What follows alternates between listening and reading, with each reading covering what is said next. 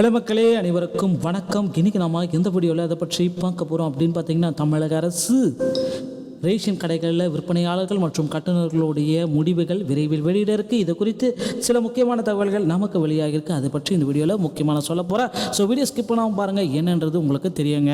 தமிழக அரசு ரேஷன் கடையுடைய விற்பனையாளர்கள் மற்றும் கட்டுநர்களுடைய நேர்காணல் கடந்த நவம்பர் டிசம்பர் மாதங்களில் முடிவு பெற்றது. ஸோ இந்த நேர்காணல் முடிவு பெற்றது கிட்டத்தட்ட 2 மாதம் ஆகி இன்னும் ரிசல்ட் வெளியிடலை. அமைச்சர் பெரிய கருப்பன் அவர்கள் குறிப்பாக சொல்லிட்டாரு, இந்த மார்ச் மாதம் இறுதிக்குள்ளார நாங்கள் ரிசல்ட்டை வெளியிடுவோம். அதுவும் மார்ச் 15ஆம் தேதிக்குள்ளார ஒரு 13 மாவட்டங்களுக்கு முன்னாடி நாங்கள் ரிசல்ட்டை வெளியிடுறதுக்கு ரெடியாக வச்சுருக்கோம்.